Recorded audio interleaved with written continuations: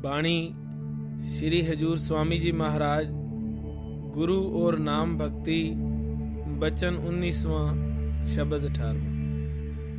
धाम अपने चलो भाई,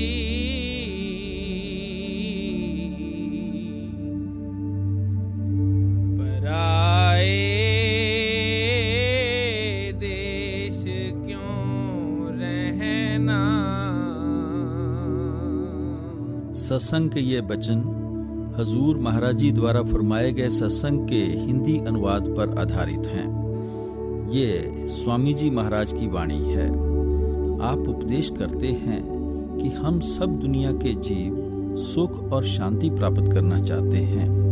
सुख और शांति की प्राप्ति के लिए आम तौर पर हमारा ख्याल किस ओर जाता है? रचना की शक्लों, रचना के पदार्थों की ओर जाता है। आप फरमाते हैं कि इनमें से ना आज तक किसी को हमेशा के लिए सुख और शांति प्राप्त हुई है, न हो ही सकती है, क्योंकि जिन शक्लों और पदार्थों में हम सुख ढूंढने की कोशिश करते हैं, इन सब को नष्ट हो जाना है, फना हो जाना है। ये सब टेम्परेरी हैं, आर्जी हैं। इसलिए इनकी खुशी और शांति भी केवल आर्जी ही हो सकती है, टेम्परेरी ही हो सकती है। जो भी थोड़े बहुत सुख नजर आते हैं, समय के साथ सब दुखों में बदलने शुरू हो जाते हैं। ये जो भी परमात्मा ने हमें दातें दी हुई हैं, जिन्हें हम सुख का कारण समझे बैठे हैं, साथ ही मन में भय और डर बैठ जाता है कि ये कहीं हमारे हाथ से निकल ना जाए, कहीं परमात्मा हमसे ये खुशियां वापस ना ले ले। जिस चीज के जाने का 24 घंटे हमारे मन में भय बना हुआ है, डर बना हुआ है, वही खुशी धीरे धीरे दुखों में बदल जाती है। आप देखें, शादी होती है, मन में कितनी खुशी महसूस होती है, कितने दान पुण्य करते हैं, नाच गाने करते हैं, साथ ही मन में डर बैठ जाता है कि साथी कहीं बदकार ना हो जाए, जुआरिया ना हो जाए, शराबी ना हो जाए, फजूल खर्ची ना शुरू कर दे, पड़ोसियों से लड़ना ना शुरू कर दे, बीमारी ना हो जाए, कहीं परमात्मा उसे वापस ना बुला ले। ये जो मन में डर बैठ जाता है, ये हमारे जीवन को नरक बना देता है।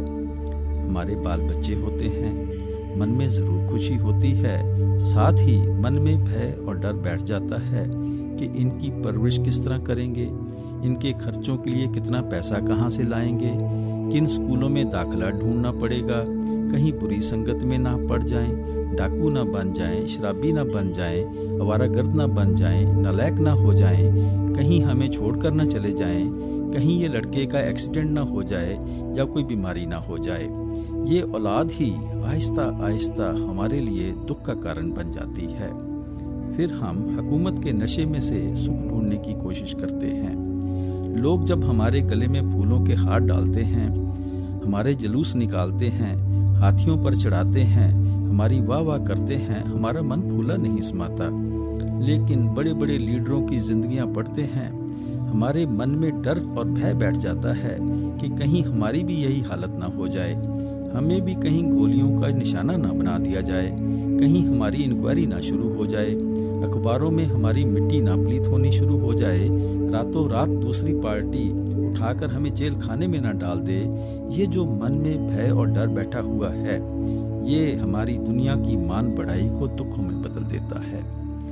जब धन दौलत आती है, मन में जरूर खुशी महसूस होती है, साथ ही फिक्र भी लग जाता है कि सेल टैक्स का चक्कर ना पड़ जाए, इनकम टैक्स के छापे ना पड़ जाएं, यार दोस्त ना मुकर जाएं, शेयरों की कीमत ना गिर जाए। ये जो भय है, इसके कारण दिल के दौरे पड़ने शुरू हो जाते हैं, शुगर, ब्लड प्रेशर की बीमारियां लग जाती हैं, मेंटल डिप्रेशन हो जाता है।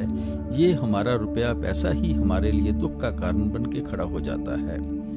हम शराबों कबाबों की लज्जत में सुख ढूंढते हैं। ये चीजें शायद खाने पीने में बहुत अच्छी लगती होंगी, लेकिन जब शरीर पर बीमारियों का हिसाब किताब देना पड़ता है, जेलों में जाकर चक्की पीसनी पड़ती है, वकीलों की झिड़कें और मुकदमों के खर्च बर्दाश्त करने पड़ते हैं, तब पता लगता है कि ये चीजें सुख का कारण थीं कि दुख का कारण थीं। इन शक्लों और पदार्थों से हमें सुख क्यों नहीं मिलता?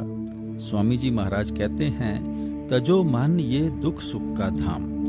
लगो तुम चढ़कर अब सतनाम। मालिक ने ये दुनिया ही दुखों और सुखों की बनाई हुई है।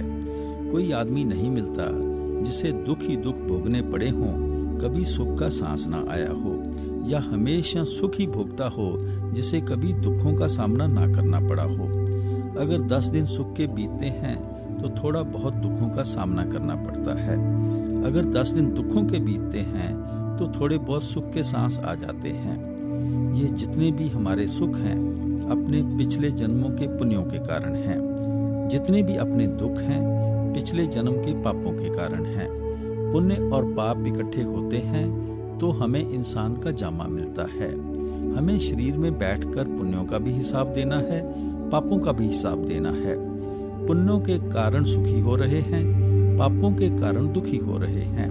किसी के ज्यादा पुण्य हैं, थोड़े पाप हैं, वह ज्यादा सुखी नजर आता है, थोड़ा दुखी नजर आता है।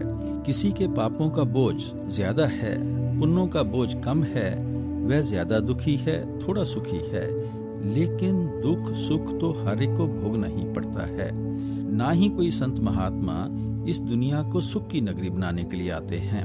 अगर संतों महात्माओं का दुनिया में आने का यही मकसद हो कि ये दुनिया सुख की नगरी बन जाए, तो आप खुद सोचें, आज तक तो जरूर बन जानी चाहिए थी। हिस्ट्री पढ़कर पता लगता है कि हर एक कौम में, मजहब में, मुल्क में, वक्त में किस किस चोटी के महात्मा आए हैं। महात्मा बुद्ध आए हैं, हजरत ईसा आए हैं, मोहम्मद साहब आए हैं, कबीर साहब आए हैं, कितने ऋषि मुनि आए हैं, गुरु नानक साहब और कितने बड़े बड़े महात्मा आए हैं। अगर उनके आने के बाद आज तक ये दुनिया सुखों की नगरी नहीं बन सकी, तो अब क्या उम्मीद लगाए बैठे हैं कि हम दुनिया को सुखों की नगरी बना सकेंगे? दुनिया के कांटे हम कितने भी इकट्ठे करने की कोशिश करें, कभी कामयाब नहीं हो सकते। अगर हिम्मत करके पैरों में बूट पहन लेंगे तो दुनिया के कांटे हमारे पैरों पर असर ही नहीं करेंगे। ये सुख दुख की समस्याएं, दुनिया के मसले ना कभी किसी से हल हुए हैं, ना हो सकते हैं। लेकिन महात्मा जिंदगी गुजारने का, मालिक की भक्ति करने का ऐसा तरीका और साधन समझाते हैं जिस पर चलकर हम अपने ख्याल को दुखों और सुखों से ही ऊंचा ले जाते हैं। इसलिए स्वामी जी महाराज कहते हैं, लगो तुम चढ़कर अब सतनाम। अगर तुम सुख हासिल करना चाहते हो तो उस सतनाम की खोज करो, परमात्मा की खोज करो। जब तक आत्मा परमात्मा की खोज करके परमात्मा से मिलाप नहीं करती, इसका सुख हासिल करने का कभी सवाल ही पैदा नहीं होता। गुरु साहब कहते हैं, जिन्नी घर जाता अपना से सुखिए पाई। जो शख्स अपने घर पहुंच जाते हैं उन्हें ही सच्चा सुख प्राप्त होता है। अपना घर कौन सा है? जहां परमात्मा या परमेश्वर रहता है। दुनिया में थोड़े बहुत सुख जरूर मिलते हैं, बशर्ते कि हमारी लिव उस मालिक की भक्ति में, मालिक के प्यार में हो। आप सोचकर देखें कि जिन्हें परमात्मा ने दुनिया में हर एक नियामत दी हुई है, दुनिया की हर एक दात बख्शी हुई है, सेहत भी अच्छी दी है, जिंदगी का साथी भी अच्छा दिया हुआ है, इज्जत भी दी है, धन दौलत भी दी है, यानी कि मालिक ने अपनी तरफ से कोई कमी नहीं रखी। फिर भी कभी अकेले बैठकर देखें तो मन में खुशी नहीं आती, शांति नहीं आती, ये भी पता नहीं चलता कि कमी किस चीज की है। ये आत्मा की कशिश है अपने असल की तरफ। जब तक इसे हम अपने असल की तरफ नहीं जाने देंगे, इसके अंदर सुख किस तरह आ सकता है, शांति किस तरह आ सकती है। स्वामी जी महाराज के कहने का मतलब है कि मालिक से बिछुड़कर कभी कोई सुखी नहीं हो सकता। इसलिए यहाँ आप उपदेश करते हैं, धाम अपने चलो भाई, पराये देश क्यों रहना। अगर तुम सुख हासिल करना चाहते हो, शांति प्राप्त करना चाहते हो, तो तुम्हें अपने असली घर वापस जाना चाहिए। ये देश तुम्हारा देश नहीं है, ये कौम तुम्हारी कौम नहीं है, ये मजहब तुम्हारा मजहब नहीं है। तुम्हारा देश सचखंड है, तुम्हारी कौम सतनाम है, तुम्हारा मजहब मालिक का इश्क, मालिक का प्यार है। तुम तो परदेशियों की तरह इस दुनिया में आकर भटकते और तड़पते फिरते हो। स्वामी जी महाराज कहते हैं, सुरत सुन बातरी, तेरा धनी बसे आकाश। हे आत्मा, तेरा पति वह परमात्मा है, परमेश्वर है। तू माया के जाल में फंसी हुई है, वह सचखंड में बैठा हुआ है। जब तक तू अपने घर वापस नहीं जाएगी, तू कभी सुहागन नहीं हो सकती। तेरा जन्म मरण के दुखों से छुटकारा नहीं हो सकता। स्वामी जी महाराज के कहने का मतलब है कि जब भी हम सुख हासिल करेंगे, मालिक की गोद में जाकर मालिक से मिलाप करके हासिल करेंगे। उस मालिक से बिछुड़कर हम कभी सुख नहीं हासिल कर सकते, कभी शांति नहीं प्राप्त कर सकते।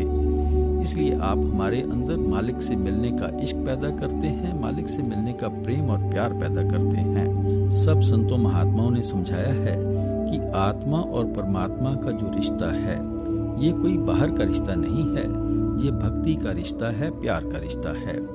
ये जो हम मजहब बनाकर बैठे हुए हैं, ये तो हमने अपनी भक्ति और प्यार के ऊपर खोल चढ़ाए हुए हैं, गिलाफ चढ़ाए हुए हैं। ये शरीयत के खोल हैं, गिलाफ हैं। शरीयत ने किसी को सिख बना दिया है, किसी को हिंदू बना दिया है, किसी को मुसलमान बना दिया है, किसी को ईसाई बना दिया है। इन खोलों को उतार दो, अंदर इश्क ही इश्क है, प्रेम ही प्रेम है, प्यार ही प्यार है। क्योंकि आत्मा और परमात्मा का जो रिश्ता है वह तो सिर्फ भक्ति का रिश्ता है, प्रेम और प्यार का रिश्ता है। ये जो रूहानियत है, ये सब मजहबों की एक ही चीज है, लेकिन शरीयत सबकी अपनी अपनी है। तस्वीर को किसी फ्रेम की जरूरत पड़ती है, कीमती जेवरों को रखने के लिए किसी डब्बे की जरूरत पड़ती है, तलवार को संभालने के लिए किसी म्यान की जरूरत पड़ती है। कीमत तस्वीर की होती है, फ्रेम की नहीं। कीमत जेवर की होती है, डिब्बे की नहीं। काम तलवार का होता है, म्यान का नहीं। आखिर में इश्क काम आएगा, प्यार काम आएगा, शरीयत को काम नहीं आना। इसलिए स्वामी जी महाराज कहते हैं कि ये कौम तुम्हारी कौम नहीं है, ये मजहब तुम्हारा मजहब नहीं है, तुम्हारी कौम सतनाम है। तुम्हारा मजहब मालिक का इश्क है और तुम्हारा जो देश है वह सचखंड है। इसलिए तुम्हें इधर से मन को निकालना चाहिए, मालिक की भक्ति करके मालिक से मिलाप करना चाहिए। काम अपना करो जाई,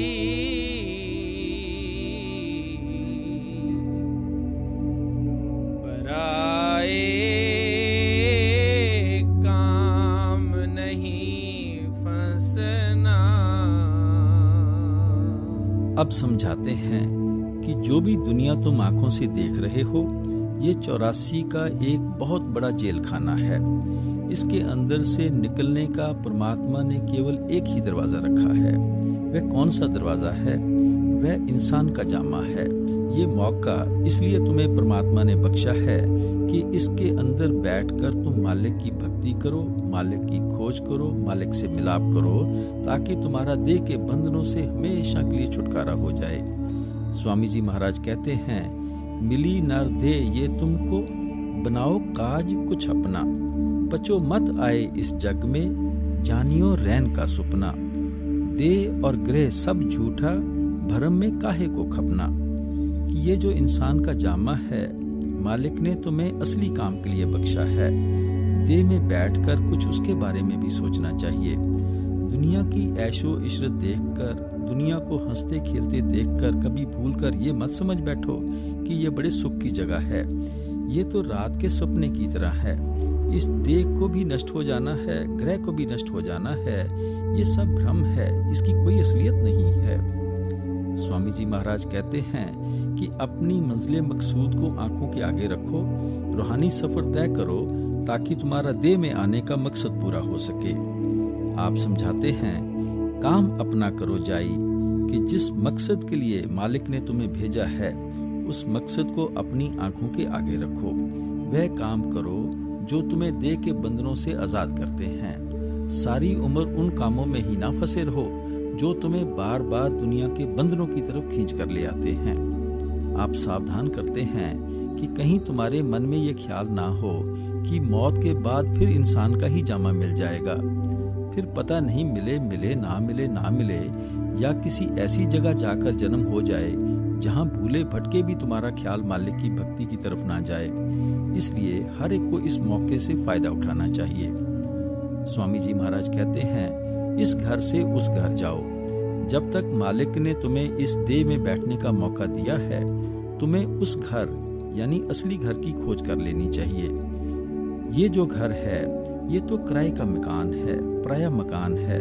50-60 साल के लिए मिला है, 70-80 साल के लिए मिला है। जितने जितने श्वास मालिक ने बख्शे हैं, भुगतने के बाद हर एक को शरीर यहीं छोड़कर जाना पड़ेगा। अग्नि के स्पुर्द करके छोड़ जाएंगे, मिट्टी के अंदर दबाकर छोड़ जाएंगे। उस वक्त से पहले पहले असली घर की खोज कर लेनी चाहिए, जहां जाकर हमें वापस इस घर में ना आना पड़े। इसलिए स्वामी जी महाराज कहते हैं कि सारी उम्र पराये धंधों में ना फंसे रहो, देह में बैठकर कुछ अपना भी बनाने की कोशिश करो। नाम गुरु का संभाले चले,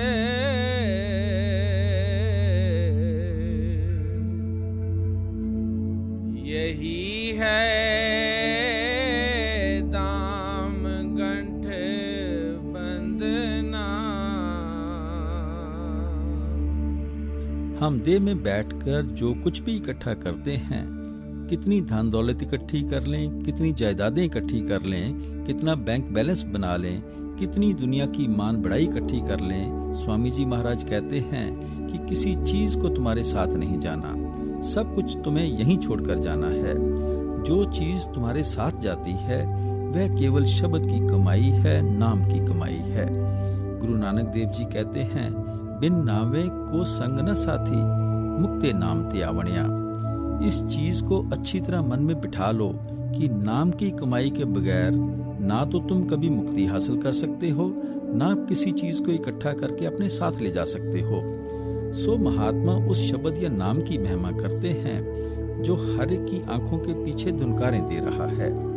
गुरु अमरदास जी कहते हैं, नौंदर ठाके तावत रहाए, 10वें निज कर वासा पाए, उथे अनहद शब्द वजह दिन राती, गुरमती शब्द सुनावणिया। कि जब तुम 9 द्वारों में से ख्याल को निकालकर आंखों के पीछे इकट्ठा करोगे, तुम अपने घर के दरवाजे पर पहुंच जाओगे। उस घर के दरवाजे की केवल एक निशानी है जो हर एक को अंतर में याद रखनी है कि उस दरवाजे पर अनहद शब्द दिन रात धुनकारें दे रहा है। जब तक घर के दरवाजे पर आकर उस शब्द की धुनकार धुनों को अंतर नहीं सुनेंगे, तब तक हम रूहानी सफर किस तरह तय कर सकते हैं। शब्द या नाम की वह धुनकार धुनें चोरों के अंदर भी हैं, ठगों के अंदर भी हैं, साधु संतों महात्माओं के अंदर भी हैं। यहाँ किसी मजहब, मुल्क और कौम का कभी सवाल ही पैदा नहीं हो सकता। कोई हिंदू होकर अंदर जाए, सिख या ईसाई होकर अंदर जाए, जो खुशकिस्मत भाग्यवान आंखों के पीछे ख्याल इकट्ठा करेगा, वह अपने अंदर उस शब्द की आवाज को सुनना शुरू कर देगा, उस शब्द की ज्योति या उस शब्द के प्रकाश को देखना शुरू कर देगा। गुरु रामदास जी कहते हैं, 61 मह ज्यों है बसंतर, मत संजम काट कड़ी जय, राम नाम है ज्योत सबाई, तत् गुरमत काट ली जय। कि जिस तरह लकड़ी के अंदर अग्नि होती है, पर ना वो किसी को नजर आती है, ना उस अग्नि से कोई फायदा उठा सकता है। अगर युक्ति से लकड़ी पर लकड़ी रगड़नी शुरू कर दें, उसमें से अग्नि भी पैदा कर सकते हैं, अग्नि को देख भी सकते हैं, अग्नि से फायदा भी उठा सकते हैं। गुरु साहब कहते हैं कि इसी तरह वह राम नाम की ज्योति हर एक के अंदर जल रही है, लेकिन गुरुमुखों की मत के जरिए शरीर के अंदर जाकर उसकी खोज करो। गुरुमुख क्या मत देते हैं? 9 दरवाजे 9 दर फीके, रस अमृत 10वें चुईजय। वह समझाते हैं कि आंखों के नीचे केवल इंद्रियों के भोग हैं, विषय विकारों शराबों कबाबों की लस्तें हैं। अगर तुम रस से भरे हुए अमृत को पीना चाहते हो तो वह तुम्हारी आंखों के पीछे बरस रहा है। जब तक कोई उस नुक्ते या केंद्र पर ख्याल इकट्ठा नहीं करता जहां दाता दाद दे रहा है, बख्शिश कर रहा है, अमृत रूपी नाम बरस रहा है, वह उस अमृत को कैसे पी सकेगा? वह प्रकाश यहाँ आंखों के पीछे है, वह शब्द आंखों के पीछे धुनकारें दे रहा है। हमें आंखों के पीछे पर्दा लगाकर बाहर निकाला हुआ है।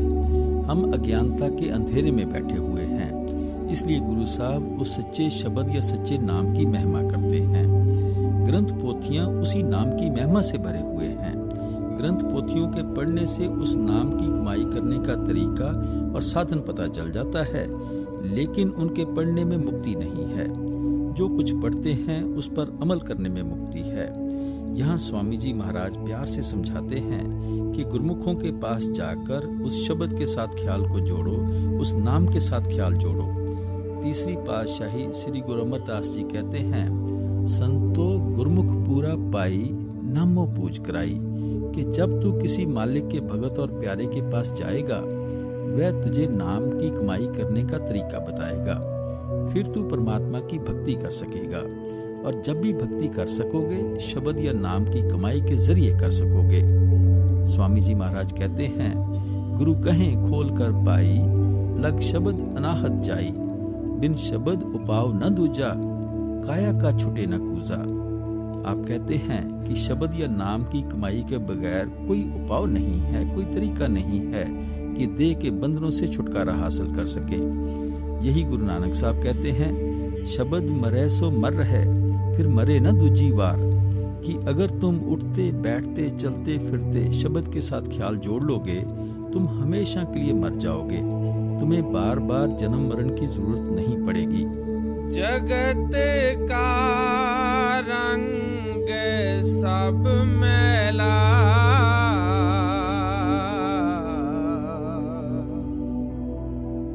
धुला ले मान ये कहना। प्यार से समझाते हैं कि दुनिया के बेटे बेटियों के प्यार के, शराबों बाबों की लस्तों के रंग कच्चे हैं। ये जो कुछ भी है, इसकी कोई असलियत नहीं है। ये केवल धोखा ही धोखा है। ये केवल हमारे ख्याल को खराब करने वाली बातें हैं। सो गुरुमुखों के जरिए इनमें से ख्याल को निकालो। बड़ी उम्र तुमने ऐशो इशरत करके देख ली, अब मालिक की भक्ति करनी चाहिए, मालिक की खोज करनी चाहिए। भोग संसार कोई दिन के,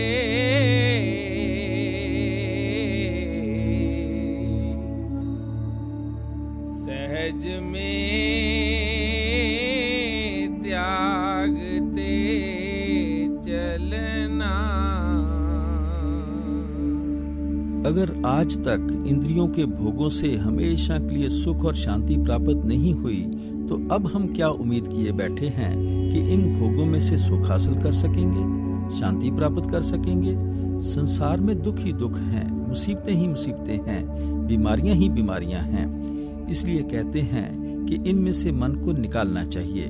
किस तरह निकालना है, आप आगे समझाते हैं। शरण सत गुर गहो दृढ़ करे,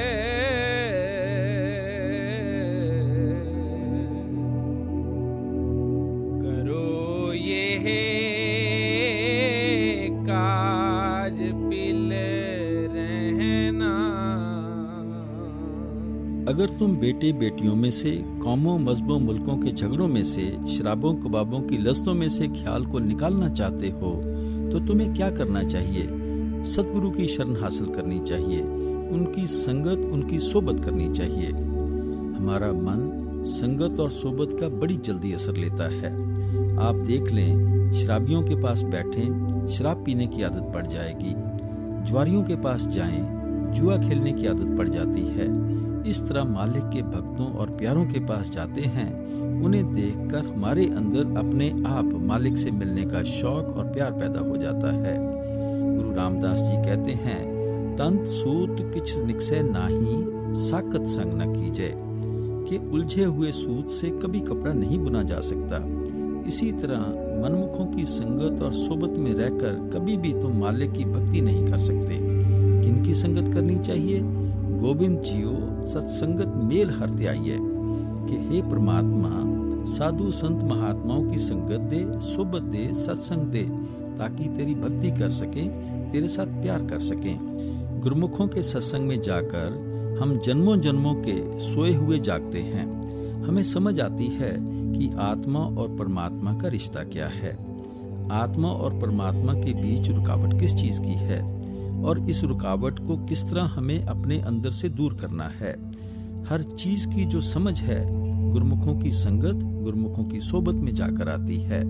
गुरु अर्जन देव जी कहते हैं, जिनके बंधन काटे सतगुर, तिन साथ संगत लिवलाई।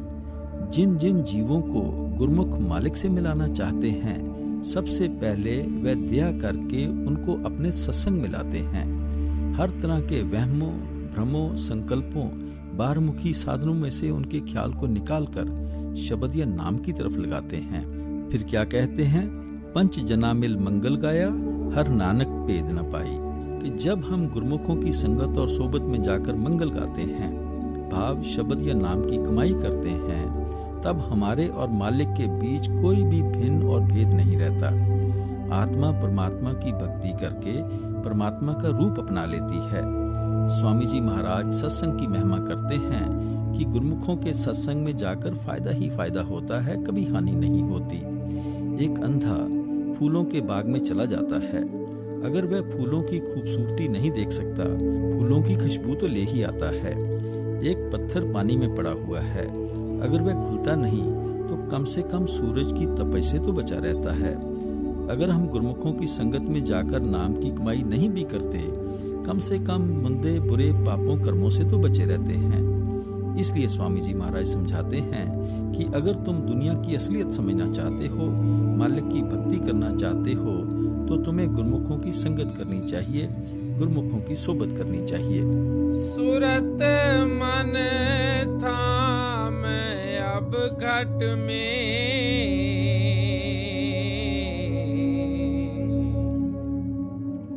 पकड़ धुन ध्यान धर गगना। अब इशारा करते हैं कि किस तरह गुरमुखों के सत्संग में जाकर इंद्रियों के भोगों में से ख्याल को निकालना है। आप समझाते हैं कि हमारा रूहानी सफर पैरों के तलवों से लेकर सिर की चोटी तक है। इस सफर की 2 मंजिलें हैं, एक आंखों तक है, दूसरी आंखों से ऊपर है।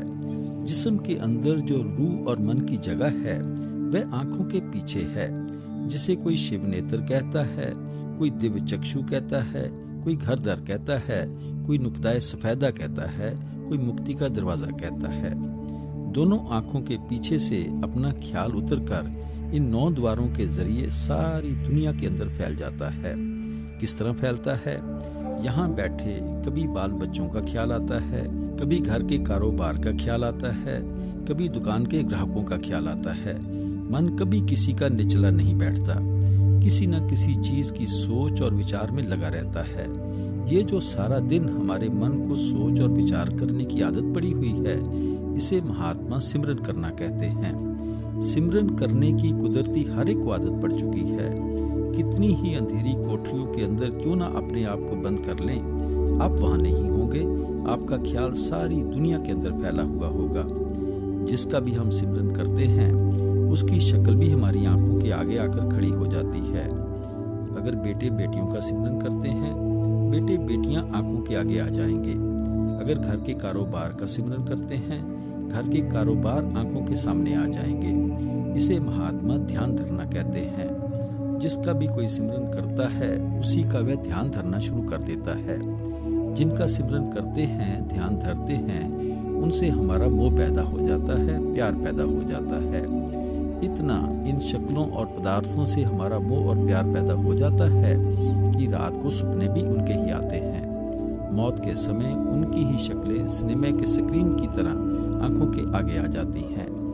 महात्मा कहते हैं कि सिमरन और ध्यान की तो कुदरती हर एक को आदत पड़ चुकी है, इसलिए मन की इस आदत से फायदा उठाओ। सिमरन को सिमरन काटेगा, ध्यान को ध्यान काटेगा, लेकिन उस चीज का सिमरन करो, उस चीज का ध्यान धरो जिसने कभी नष्ट नहीं होना है, फना नहीं होना। वह कौन सी चीज है?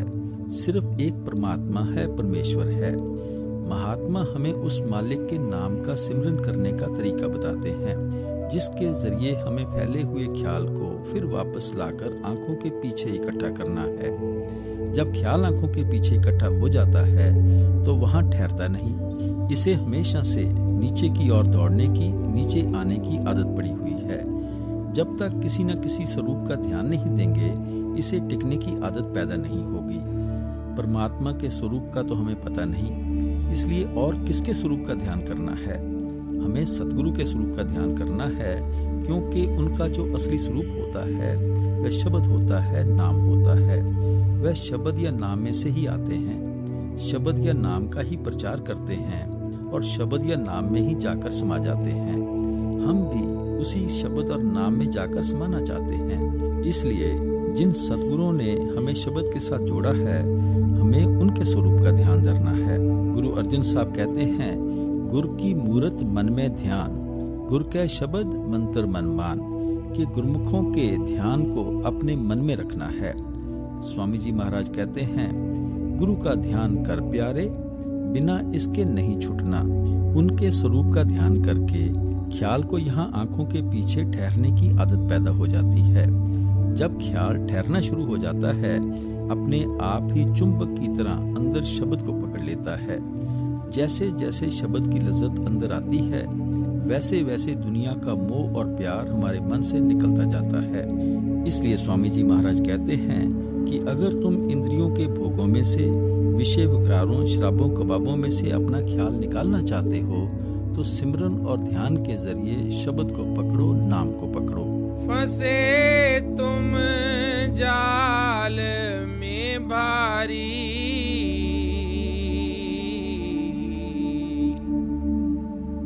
बिना इस जुगती नहीं खुलना। स्वामी जी महाराज कहते हैं कि हम दुनिया के जीव बड़ी बुरी तरह काल के जाल में फंसे हुए हैं। जो पीछे कर्म किए हैं, उनका अब रो पीट कर नतीजा भुगत रहे हैं। वैसे ही मंदे खोटे पाप और कर्म फिर किए जा रहे हैं। भूल चुके हैं कि फिर इनका नतीजा भुगतने के लिए यहीं आना पड़ेगा। आप कहते हैं कि शब्द या नाम की कमाई के बगैर कोई युक्ति नहीं है, तरीका नहीं है कि हम देह के बंधनों से छुटकारा हासिल कर सकें। वही चीज हमें मन और माया के दायरे से पार ले जा सकती है, जो मन और माया के दायरे के पार से आती हो। वह शब्द सचखंड से उठता है। जब हम ख्याल को इकट्ठा करके उसके साथ जोड़ेंगे, वह हमें भी खींचकर सचखंड ले जाएगा। गुरु अमरदास जी कहते हैं, गुर प्रसादी त्रिकुटी छूटे, चौथे पद लिवलाई। गुर प्रसादी, जब गुरुमुखों के बताए हुए उपदेश पर चलकर शब्द की कमाई करते हैं, त्रिकुटी यानी काल के दायरे से छुटकारा हो जाता है। चौथा पद, हम सचखंड वापस चले जाते हैं। सो जो चीज हमें काल के दायरे में से निकालकर वापस मालिक से मिलाती है, वह केवल शब्द की कमाई है। गुरु अमरदास जी कहते हैं, बिन नामे होर पूज न होवी, परम पुली लोकाई। नाम की कमाई के बगैर मालिक की कोई भक्ति और पूजा ही नहीं है। कोई तरीका नहीं है जिससे हम मालिक से मिलाप कर सकें। इसलिए यहाँ स्वामी जी महाराज कहते हैं कि जो हम काल के जाल में फंसे हुए हैं, यहाँ से निकलने का केवल एक ही तरीका, एक ही साधन है कि तुम उस शब्द के साथ ख्याल को जोड़ो, उस नाम के साथ ख्याल को जोड़ो। गुरु अब दया कर कहते,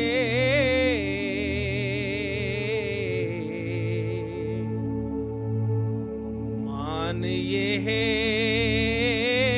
बात चित धरना।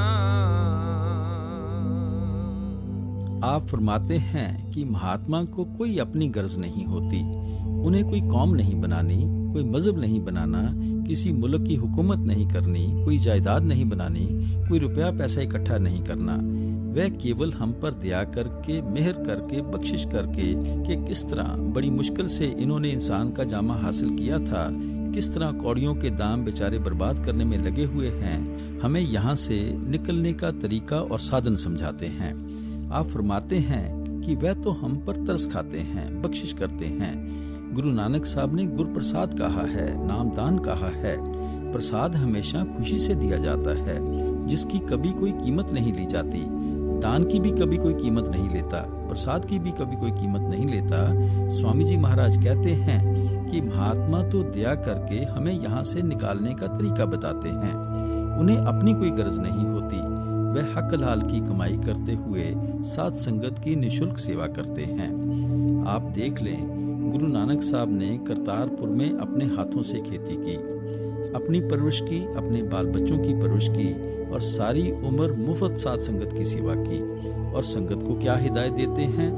गुर पीर सदाए मंगन जाए, ताके मूल न लगिए पाए। काल खाए कि छथों दे, नानक राह पछाड़िए से।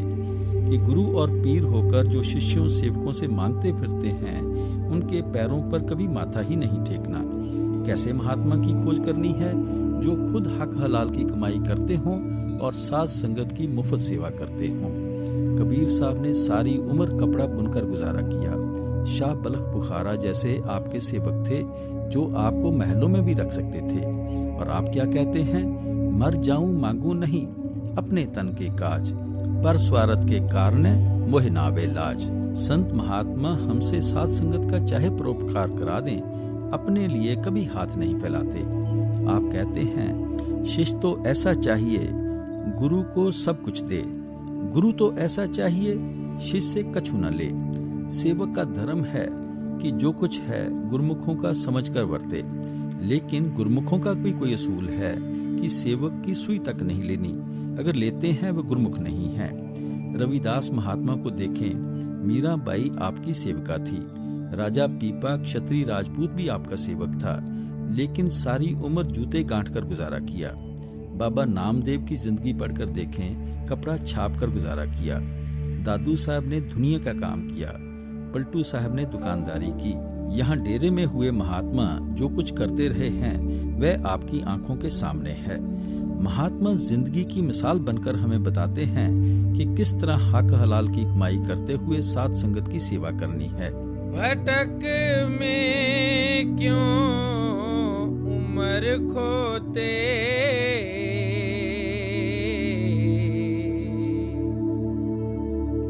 कहीं न है ठीक तुम लगना।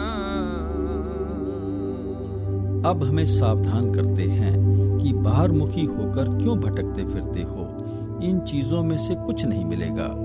महात्माओं की खड़ाओं पर, समाधियों पर कितने ही माथे रगड़ लो, तस्वीरों की पूजा कर लो, बुतों की पूजा कर लो, सरोवरों में स्नान कर लो, तीर्थ यात्रा कर लो, कान पड़वा लो, जटाएं रख लो, शरीर पर विभूत लगा लो, दान पुण्य कर लो, जप तप जो कुछ मर्जी कर लो, कुछ नहीं मिलेगा। जो कुछ मिलेगा वह शब्द की कमाई, नाम की कमाई से मिलेगा। स्वामी जी महाराज कहते हैं, सुरत शब्द कमाई करना, सब जतन दूर अब धरना। सिर्फ शब्द सुरत का अभ्यास करो और कोई तरीका नहीं है, कोई जरूरत नहीं है बेकार अपने वक्त को खराब करने की। इसलिए स्वामी जी महाराज सावधान करते हैं कि क्यों बेकार बाहर मुखी साधनों कर्म कांडों में फंसकर भटकते फिरते हो, तड़पते फिरते हो। इन बातों से कुछ नहीं मिलेगा। जो कुछ मिलेगा सुरत शब्द के अभ्यास से मिलेगा, नाम की कमाई से मिलेगा। बसो तुम आए नैनन में,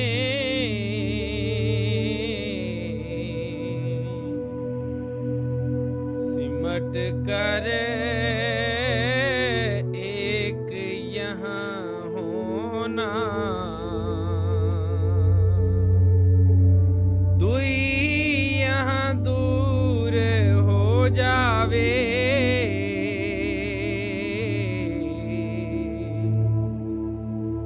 दृष्टि जोत में धरना। सब कुछ बयान करके थोड़ा सा अंदर के सफर का जिक्र करते हैं कि हमारा जो घर का सफर है, रूहानी सफर है, वह आंखों के पीछे से शुरू होगा, क्योंकि ये हमारे घर का दरवाजा है। आंखों के नीचे नीचे तो केवल इंद्रियों के भोग हैं, विषय वकारों, शराबों कबाबों की लस्तें हैं। आप कहते हैं कि जब तक तुम्हारा ख्याल यहाँ से उतरकर बाहर की तरफ फैला हुआ है, तुम द्वैत के अंदर फंसे हुए हो। जब तुम सिमरन और ध्यान के जरिए ख्याल को समेटकर आंखों के पीछे इकट्ठा कर लोगे, तुम एकता के अंदर आ जाओगे। जब तुम एकता के अंदर आ जाओगे, वहां तुम्हें एक ज्योति जलती नजर आएगी, जो चोरों के अंदर भी है, ठगों के अंदर भी है, साधुओं संतों महात्माओं के अंदर भी है। वहां किसी कौम का, मजहब का, मुल्क का कभी सवाल ही पैदा नहीं होता। जो भी खुशकिस्मत आंखों के पीछे ख्याल को इकट्ठा करेगा, वह अपने अंदर उस ज्योति के दर्शन करने शुरू कर देगा। उस ज्योति का गुरु नानक साहब ने जिक्र किया है, अंतर ज्योत निरंतर बाणी, साचे साहेब स्यों लिवलाई। हर एक की आंखों के पीछे ज्योति जलती है। उस ज्योति के अंदर से वाणी की मीठी और सुरीली आवाज उठ रही है। जो उस ज्योति के दर्शन करते हैं, उस वाणी की आवाज को सुनते हैं, उनका दुनिया में से मोह और प्यार निकल जाता है, उनका परमात्मा से मोह और प्यार पैदा हो जाता है। हमें अपने अंदर उस ज्योति के दर्शन करने हैं। पलटू साहब कहते हैं, निकसै एक आवाज चिराग की ज्योति माही, ज्ञान समाधि सुने और को सुनता नहीं। जब हम ज्ञान समाधि लगाते हैं, यानी गुरमुखों के कहने के अनुसार सिमरन और ध्यान के जरिए आंखों के पीछे ख्याल को इकट्ठा करते हैं, वहां हमें एक चिराग जलता नजर आता है, ज्योति जलती नजर आती है।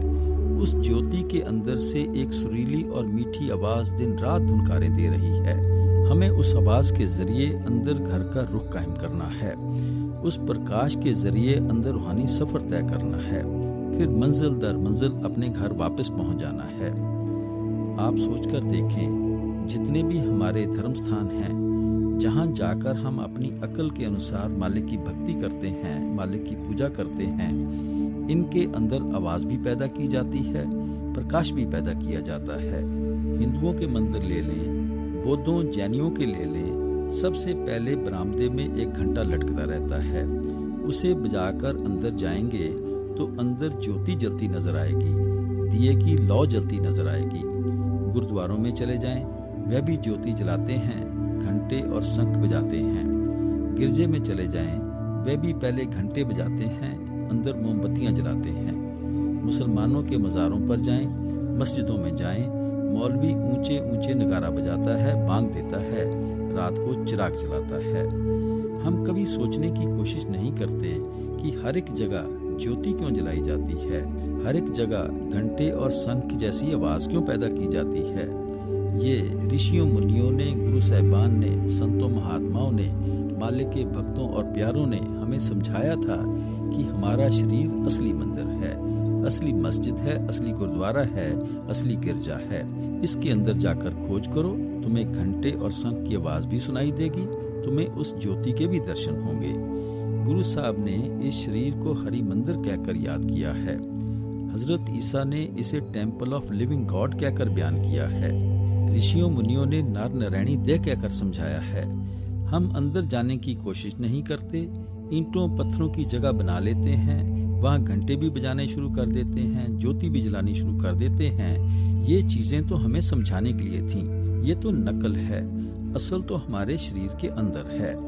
इसलिए स्वामी जी महाराज अंदर की तरफ इशारा करते हैं कि जब भी हम रूहानी सफर तय कर सकेंगे, आंखों के पीछे आकर शब्द की धुन, शब्द के प्रकाश के जरिए कर सकेंगे। श्याम तज सेत को गहना,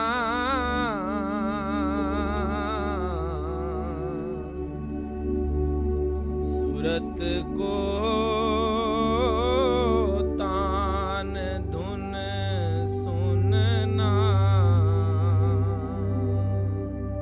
अब आप आंतरिक रूहानी सफर का थोड़ा सा इशारा करते हैं कि अंदर दो रास्ते हैं, एक काला है, दूसरा सफेद है। काला बाईं तरफ है, बाईं तरफ काल का रास्ता है। सफेद दाईं तरफ है, दाईं तरफ दयाल का रास्ता है। आप इशारा करते हैं कि तुम्हें सफेद रास्ते पर जाना है और जो उस तरफ से तुम्हारे अंदर शब्द की धुनकार धुनें आ रही हैं, होशियारी के साथ उनको पकड़ना है, उनको सुनना है। बंक के द्वार 10 बैठो,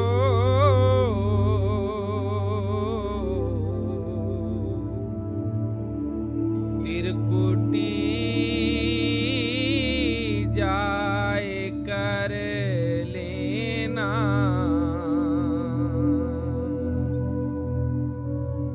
सुन चढ़ जाध सो भाई,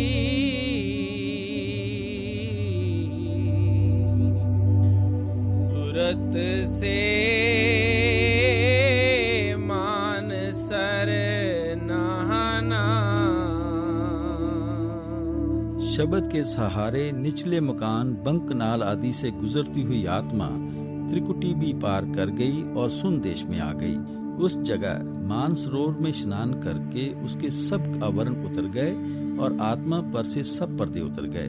आत्मा पवित्र और निर्मल हो गई। हमें अपने आप का, अपने असल का पता लग गया और उस मालिक का पता लग गया। महात्मा ने जो आपे की पहचान करने का उपदेश दिया है, वह आपे की पहचान यहाँ मानसरोवर या दसम द्वार में पहुंचकर होती है। इस जगह को महात्मा ने अमृत का सरोवर या सच्चा अमृतसर कहा है। गुरु अमरदास जी कहते हैं, शब्द मरे सोई जन पूरा, सतगुर आख सुनाए सूरा, काया अंदर अमृतसर साचा, मन पीवे पाए सुबाई है। आप फरमाते हैं कि हमारे सूरमा सतगुरु अंगद देव साहब ने ये उपदेश दिया है कि शब्द नाम या अमृत का वह सच्चा सरोवर, वह सच्चा अमृतसर जिसमें नहाकर आत्मा निर्मल होती है, हम पूर्ण बनते हैं, गुरमुख बनते हैं, हमारी काया के अंदर है, हमारे जिस्म और वजूद के अंदर है।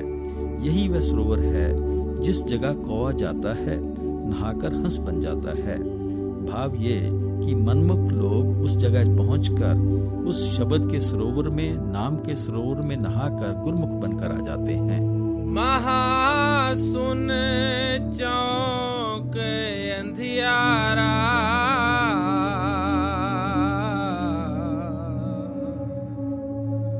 वहाँ से जा गुफा बसना। महासुन को महात्मा ने तिमरखंड कहा है, अंधेरी का लोक कहा है। जब तक यहाँ हमारे साथ हमारे सतगुरु नहीं होते, हम अकेले ये मंजिल तय नहीं कर सकते। हजूर महाराज जी फरमाया करते थे कि बेशक आत्मा की अपनी रोशनी 16 सूरजों की है, लेकिन इतनी रोशनी भी महासुन के अंधेरे में से गुजरने के लिए काफी नहीं। हम केवल सतगुरुओं के प्रकाश के जरिए ही महासुन का चौक पार करके भंवर गुफा में पहुंच सकते हैं। लोक चौथे चलो सज के,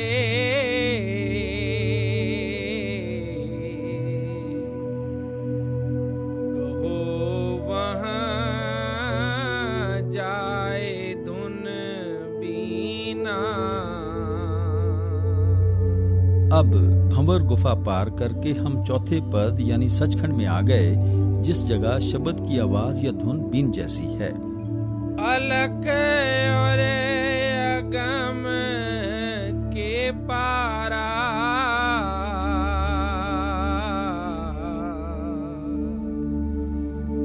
अजब एक महल दिखलाना,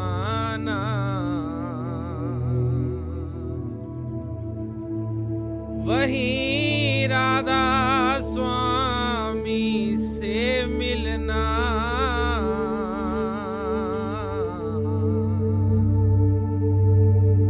हुआ मन आज यति मगना। अब हम अलख और अगम देश पार करके राधा स्वामी देश या अनामी देश में आ गए। अब ना पैदा होना है न मरना है। जन्म जमांतरों की बिछड़ी हुई रूह अपने प्रीतम से मिलकर सच्ची सुहागन हो गई।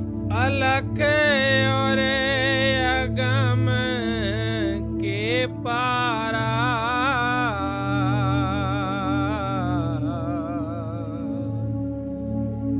अजब एक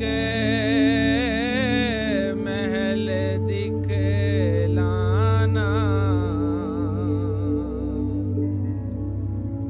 वहीं राधा स्वामी से मिलना।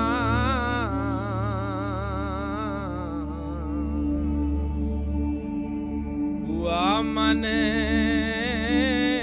आज यति मगना।